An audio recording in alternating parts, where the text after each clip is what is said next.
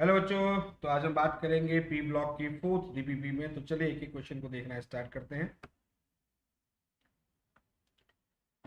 When cold NaOH react with Cl2, which of the following is formed? देखिएगा cold NaOH की reaction कर रहे हैं यहाँ पे, यानी NaOH हमने जो यहाँ पर लिया है वो कोल्ड एंड डाइल्यूट, ऐसे कह सकते हैं, कोल्ड एंड डाइल्यूट फॉर्म पे लिया जाता है। और इसकी रिएक्शन जब हम लोग क्लोरीन से Cl2 से करते हैं तो उस कंडीशन पर यहाँ पर जो फॉर्म होता है that is the NaCl plus NaOCl plus H2O, इसका फॉर्मेशन होता है। ठीक है, क्लियर है। और अगर यहीं पर NaOH को हॉट एंड कंसंट्रेट ले ले, क्या ले ले, हॉट एंड कंसंट्रेट ले ले, तो उस कंडीशन पे NaCl का फॉर्मेशन होता है प्लस NaClO3 का फॉर्मेशन होता है और साथ में वाटर का फॉर्मेशन। तो फिलहाल इस क्वेश्चन में बात करें तो कोल्ड NaOH के साथ में NaClO यानी फर्स्ट ऑप्शन बनेगा। Cl O2 is the anhydride of. देखिए एनहाइड्राइड का मतलब क्या होता है, एनहाइड्राइड का मतलब होता है रिमूवल ऑफ वाटर, यानी कि इसका मतलब कोई ऐसा कंपाउंड जो कि वाटर को रिमूव करके ये बनाता हो, है ना, वाटर को रिमूव करके ये बनाता हो, यानी कि एनहाइड्राइड का मतलब है रिमूवल ऑफ द वाटर। ठीक है। अब यहाँ पर ऐसा कौन सा कंपाउंड है जो कि ClO2 की प्रिपरेशन करता है?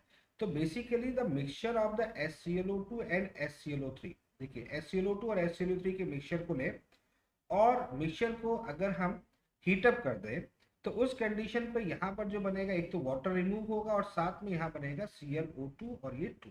अब जरा देखो इसको बैलेंस कर लो, 3 + 2 5 हो गया, 4 4 2 2 4 और देन 5 हो गया। हाइड्रोजन आपके पास 2 है और क्लोरीन आपके पास में 2 है। तो that is the ClO2 is the anhydride of the anhydride of the mixture of HClO2 and HClO3। ठीक है, तो कौन सा ऑप्शन करेक्ट होगा हमारा? हमारा फोर्थ ऑप्शन करेक्ट होगा। The following acid have been arranged in order of decreasing acidic strength. Identify the correct order. देखिए डिक्रीजिंग एसिडिक स्ट्रेंथ की बात चल रही है। अब मोर एसिडिक की बात कर रहे हैं तो मोर एसिडिक कौन होगा? मोर एसिडिक का मतलब वो होगा जो इजिली H+ आयन रिलीज कर दे। ठीक है, इजिली H+ आयन जो होगा वो रिलीज कर देगा, वो कैसा होगा? मोर एसिडिक होगा। अब इजिली H+ आयन किस पर डिपेंड करता है? इलेक्ट्रोनेगेटिविटी पे डिपेंड करता है, क्योंकि यहाँ पर देखिएगा आप बॉन्ड को देखिए, बॉन्ड किसके साथ लगा हुआ है? बॉन्ड लगा है XOH, यही तो होगा XOH। तो OH तो यहाँ सब में कॉमन है, H को निकालना है तो डिपेंड किस पे करेगा? इलेक्ट्रोनेगेटिव। तो जितनी ज्यादा इलेक्ट्रोनेगेटिविटी होगी उतना ही ज्यादा यहाँ पर एसिडिक नेचर होगा। ठीक है, तो इलेक्ट्रोनेगेटिव के बेस पे बात करें तो सबसे ज्यादा इलेक्ट्रोनेगेटिव Cl की, फिर Br की, फिर I की। तो इलेक्ट्रोनेगेटिव अगर हम देखें तो किसकी होती है? Cl, फिर देन होता है Br, फिर देन होता है I। तो एसिडिक नेचर अगर हम यहाँ पर देखेंगे तो एसिडिक नेचर सबसे ज्यादा किसका होगा? ClOH greater than BrOH greater than IOH। ये हमारे पास में ऑप्शन, यानी करेक्ट ऑप्शन कौन सा होगा हमारा? फर्स्ट ऑप्शन जो होगा वो करेक्ट होगा। HClO3 is the mixed anhydride of, mixed anhydride। तो मिक्स्ड एनहाइड्राइड की बात करें तो एनहाइड्राइड मीन्स क्या होता है? रिमूवल ऑफ द वाटर, यानी कि एक ऐसा मॉलिक्यूल जो वाटर रिमूव करने के बाद में बनता है। ठीक है, अब मिक्स्ड एनहाइड्राइड की बात कर रहा है, इसका मतलब है यहाँ पर किससे बनेगा ये देखना है। तो HClO3 और HClO4 का जो मिक्सचर होता है, अगर हम इसमें से एक वाटर मॉलिक्यूल रिमूव कर दें तो फाइनली जो यहाँ पर बनेगा वो बनेगा 2ClO3। क्लियर? क्या बनेगा? 2ClO3। और ये जो 2ClO3 है यही हमारा क्या है? एनहाइड्राइड है। ठीक है, क्या है ये? एनहाइड्राइड है। क्लियर है? तो एनहाइड्राइड यहाँ पर बनेगा तो किससे बनता है? HClO3 और HClO4 के मिक्सचर, यानी कि सेकेंड ऑप्शन करेक्ट है। The strongest acid amongst the following. Strongest acid, देखिए स्ट्रॉन्गेस्ट एसिड किस पर डिपेंड करता है? यहाँ पर सेंट्रल एटम कौन है? Cl है सेंट्रल एटम Cl है, यानी कि स्ट्रॉन्गेस्ट एसिड का मतलब होता है जो इजिली H+ आयन रिमूव कर दे। इजिली H+ आयन रिमूव करने वाला वो स्ट्रॉन्गेस्ट एसिड होता है। तो यहाँ पर जो एसिडिक नेचर है वो किस पे डिपेंड करेगा, ऑक्सीडेशन नंबर। ऑक्सीडेशन नंबर जितना ज्यादा होगा इसका मतलब है एसिडिक नेचर उतना ज्यादा, ऐसे यहाँ पर चेक करेंगे। अब ऑक्सीडेशन नंबर क्लोरीन की बात करते हैं तो यहाँ पर कितना होता है, 7 होता है। यहाँ बात करते हैं यहाँ कितना होता है, 5 होता है। यहाँ बात करते हैं तो यहाँ कितना हो जाता है आपके पास में 3 हो जाएगा, और यहाँ कितना होता है। तो सबसे ज्यादा ऑक्सीडेशन नंबर किसका है, इसका है HCl4 का। तो सबसे स्ट्रॉन्गेस्ट एसिड ही होगा। और एसिडिक नेचर का अगर ऑर्डर देखा जाए तो HCl4, HCl3, HCl2 and HCl, ये हमारे पास में। The correct order of the thermal stability of the hydrogen halide, thermal stability किस पे डिपेंड करती है इसके बारे में बात करते हैं। तो thermal stability is inversely proportional to the bond length of HX। HX की बॉन्ड लेंथ जितनी ज्यादा होगी थर्मल स्टेबिलिटी उतनी कम होगी। अब टॉप टू बॉटम की तरफ चलते हैं तो HX की जो बॉन्ड लेंथ होती है वो इंक्रीज करती है, बॉन्ड लेंथ इंक्रीज करती है। तो HX की जब बॉन्ड लेंथ इंक्रीज करेगी तो थर्मल स्टेबिलिटी क्या होगा, वो डिक्रीज करेगा। तो सबसे ज्यादा थर्मल स्टेबिलिटी अगर हम देखें तो किसमें होगी, HF, फिर HCl, फिर HBr, फिर HI, यानी कि सेकंड ऑप्शन करेक्ट होगा। Which of the following statement is true? देखिएगा कौन सा स्टेटमेंट करेक्ट है।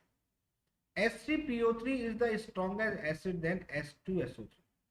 देखिए यहाँ पर किसी के भी एसिडिक नेचर जो होता है, किसी का भी कंपाउंड का जो एसिडिक नेचर होता है वो बेसिकली किस पर डिपेंड करता है, Ka पे डिपेंड करता है। ठीक है, क्लियर है। और सेकंड पॉइंट ये है कि एसिडिक नेचर जो इस बात पर भी डिपेंड करता है कि वो उसका जो कॉन्जुगेट है वो कितना ज्यादा कॉन्जुगेट स्टेबल हो जाए, stable of the conjugated ion. ठीक है, स्टेबिलिटी ऑफ द कॉन्जुगेट दोनों पे डिपेंड करता है। क्लियर है। अब यहां पर अगर हम बात करते हैं एसिडिक नेचर में बात करते हैं तो बेसिक जनरली अगर हम Ka की वैल्यूज की बात करते हैं तो Ka की वैल्यूज में जैसे कि सबसे पहले HClO4 स्ट्रॉन्गेस्ट एसिड होता है। ठीक है, HClO4 के बाद में अगर हम इन्हीं में से कंपेयर करें तो HClO4 is the more acid than the HClO3, ये कंपेयर कर लिया। यहाँ पर H2SO3 is the more strongest acid than the H3PO3। ठीक है, ये कंडीशन होती है। क्लियर। और in aqueous medium HF is the stronger acid than the HCl, bond length पर डिपेंड करता है तो HCl is the more strongest acid than the HF, यानी कि बॉन्ड लेंथ पर डिपेंड करता है। And HNO3 is the stronger acid than the HNO2 by the oxidation state. तो अगर हम सभी स्टेटमेंट को देखें तो ये स्टेटमेंट फोर्थ ऑप्शन जो है ये हमारा करेक्ट है। Which product are expected from the disproportionation reaction of hypochlorous acid? Hypochlorous acid यानी कि HClO। HClO जो होता है HClO डिस्प्रोपोर्शनेशन रिएक्शन शो करता है। डिस्प्रोपोर्शनेशन रिएक्शन का मतलब क्या होता है कि उसी का ऑक्सीडेशन और उसी का रिडक्शन। तो ये जब डिस्प्रोपोर्शनेशन करता है तो HClO3 प्लस HCl का फॉर्मेशन करता है, यानी कि Cl की ऑक्सीडेशन स्टेट यहाँ पर कितनी होगी, +1। और यहाँ पर अगर सॉल्व करते हैं तो Cl की ऑक्सीडेशन स्टेट कितनी हो जाएगी, यहाँ पर +5 और यहाँ पर -1। तो +1 से +5 में क्या हो रहा है, यहाँ पर इसका ऑक्सीडेशन। और +1 से -1 में अगर बात करते हैं तो ये क्या हो रहा है, रिडक्शन। तो अगर ऐसा कहीं पर किसी के साथ में होता है दैट इज कॉल्ड डिस्प्रोपोर्शनेशन। ठीक है, ये रिएक्शन को शो करता है। तो फाइनली आंसर हमारा निकल के आएगा HClO3 एंड HCl, यानी कि फोर्थ ऑप्शन हमारा करेक्ट है। The set that correct order of the acidity, correct order of the acidity यानी एसिडिटी का मतलब यहाँ पर एसिडिक नेचर की बात, और एसिडिक नेचर यहाँ पर डिपेंड करेगा oxidation number of the Cl। जितना ज्यादा ऑक्सीडेशन नंबर Cl का होगा उतना ही ज्यादा वो एसिडिक नेचर शो करेगा। तो यहाँ पर अगर हम बात करें HClO4 है, फिर HClO3 है, फिर HClO2 है, फिर HClO है। ठीक है, तो यहाँ पर अगर बात करेंगे तो यहाँ कितना हो गया, यहाँ पर +7 हो गया, यहाँ पर कितना हो जाएगा आपके पास 5 हो गया, यहाँ पर कितना हो जाएगा आपके पास 3 हो जाएगा, यहाँ पर +1, तो एसिडिक नेचर ये आ जाएगा। ठीक है, तो acidic nature HClO4, HClO3, HClO2 and HClO, यानी कि फर्स्ट ऑप्शन हमारा करेक्ट है। The reaction 3ClO minus convert to ClO3 minus plus 2Cl minus। यहाँ पर देखिए ClO माइनस है, वो कन्वर्ट हो रहा है ClO3 माइनस में और Cl माइनस में। पूछा गया है कि कौन सी रिएक्शन है। अब एक काम करें, इसका ऑक्सीडेशन स्टेट निकालते हैं Cl का, तो यहाँ कितना आता है +1, यहाँ निकालते हैं तो यहाँ कितना आता है +5, और यहाँ कितना आता है -1। तो +1 से +5 में हो रहा है, तो इसका मतलब ये ऑक्सीडेशन हो रहा है, और +1 से -1 जा रहा है, इसका मतलब ये रिडक्शन हो रहा है। यही तो होता है। और अगर ऐसा हो रहा है तो ये कौन सी रिएक्शन हो जाएगी, that is the disproportionation reaction. तो कौन सा ऑप्शन करेक्ट होगा हमारा, थर्ड ऑप्शन जो होगा ये हमारा करेक्ट होगा। Which the following species is basic and reducing, यानी कि बेसिक एंड रिड्यूसिंग, बेसिक मतलब H+ आयन डोनेट करने की टेंडेंसी रखे, और रिड्यूसिंग नेचर उसके अंदर। रिड्यूसिंग नेचर का मतलब इसके स्ट्रक्चर से आप देखो, इसका स्ट्रक्चर देखो, S डबल बॉन्ड हो, डबल बॉन्ड हो, देन यहां पर अगर हम बात करें तो ये है किससे, अगर हम ये देखें तो ये H2SO3 है, यही तो है, इसी का ही तो फॉर्म है। तो यहां पर हमने क्या लिखा, OH एंड देन H, तो ये बॉन्ड प्रेजेंट हो रहा है, SH बॉन्ड प्रेजेंट, तो SH बॉन्ड प्रेजेंट होने के कारण से ये रिड्यूसिंग नेचर होगा। क्लियर है, समझ में आ रही बात। तो SH बॉन्ड प्रेजेंट है, तो बेसिकली अगर हम बात करें तो बेसिक क्यों है, क्योंकि H+ आयन दे रहा है, और रिड्यूसिंग क्यों, क्योंकि SH बॉन्ड है, तो इसलिए ये फर्स्ट ऑप्शन हमारा correct. The correct formula of salt formed by the neutralization of a hypophosphorus acid with NaOH। तो हाइपोफॉस्फोरस एसिड और NaOH की बात कर रहे हैं, तो एक चीज देखिए, हाइपोफॉस्फोरस एसिड क्या होता है, दैट इज द H3PO2। ठीक है, H3PO2, और H3PO2 NaOH के साथ में लेंगे, तो यहाँ पर NaOH के साथ अगर हम इसको देखें तो क्या बनेगा, यहाँ पर बनेगा NaH2PO2। यही तो होगा, क्योंकि ये कैसा होगा, ये मोनोबेसिक है, मोनोबेसिक है, एक ही H+ आयन रिलीज करता है, तो ये बनेगा आपका NaH2PO2, that is the salt. तो कौन सा प्रोडक्ट यहाँ पर सॉल्ट का फॉर्मेशन कर रहा है वो हमें देखना है, वो है हमारा NaH2PO2, इसको बोलते हैं सोडियम हाइपोफॉस्फाइट, फॉस्फाइट बोला जाता है। The correct order of the acidic nature of oxide in the order, acidic nature of the oxide, देखिएगा यहाँ पर जो एटम है वो हमारा सेम है, सेंट्रल एटम हमारा कैसा है, सेम। सेंट्रल एटम अगर हमारा सेम है तो हम ऑक्सीडेशन नंबर कॉन्सेप्ट को लगा दें, ऑक्सीडेशन नंबर जितना ज्यादा होगा एसिडिक नेचर उतना ज्यादा, greater the oxidation number greater the acidic nature. अब ऑक्सीडेशन नंबर की बात करते हैं तो N2O5 में +5 ऑक्सीडेशन स्टेट है, फिर आपका NO2 में +4 ऑक्सीडेशन स्टेट है, फिर N2O3 में +3 ऑक्सीडेशन स्टेट है, फिर N2O, फिर कौन सा आ रहा है, सॉरी NO2, NO आएगा, NO +2 ऑक्सीडेशन स्टेट है, +2 ऑक्सीडेशन स्टेट है, और फिर आएगा N2O +1 ऑक्सीडेशन स्टेट है।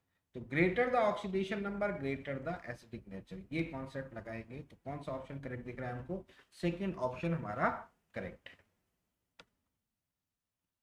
In the brown ring test the brown colour of the ring is due to, देखिए ब्राउन रिंग टेस्ट में जो ब्राउन कलर का, जो ब्राउन रिंग टेस्ट में जो ब्राउन रिंग होती है, बेसिकली रीजन क्या है उसका, उसका रीजन होता है क्या, बेसिकली ये जो टेस्ट होता है ये नाइट्रेट आयंस को आइडेंटिफाई करने के लिए करते हैं। इसमें क्या करते हैं कि आयरन FeSO4 को डाल दिया जाता है, और H+ आयन जो भी एसिडिक नेचर है उसको डालते हैं, तो एसिड कोई भी एसिड इसके साथ में डाल देते हैं, तो डालने पर क्या करता है ये Fe+3 यानी कि इसमें और NO का फॉर्मेशन करता है, साथ में वाटर। ये जो NO का फॉर्मेशन करते हैं इसी से सारी कहानी बनती है।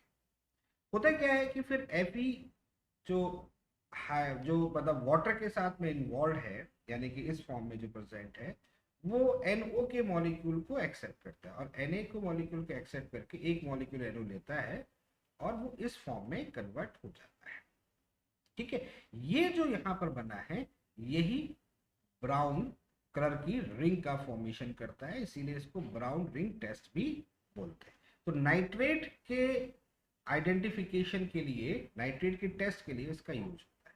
इसका जो नाम होता है that is called the nitrosoferrous sulphate. ठीक है, नाइट्रोसोफेरस सल्फेट। नाइट्रोसो वर्ड क्यों यूज किया गया, ये NO के कारण नाइट्रोसो वर्ड यूज किया, तो इसका ऑप्शन अगर देखा जाए तो सेकेंड ऑप्शन ये सही है। The incorrect statements among the following is, incorrect statement बताना है। Incorrect statement में first statement NCl5 does not while PCl5 does exist।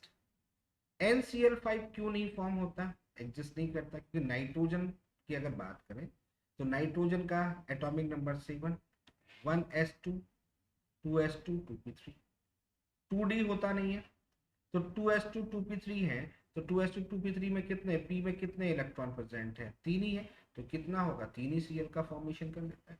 ठीक है, इसके साथ बॉन्ड कर देते, वेस्पर थ्योरी के अकॉर्डिंग हम लोग कर दें तो NCl3 बनेगा, NCl5 नहीं बनेगा, क्योंकि D orbital vacant, D orbital है ही नहीं, इसमें प्रेजेंट नहीं है। ठीक है, तो ये हमारा करेक्ट है, ये हमारा करेक्ट ऑप्शन है।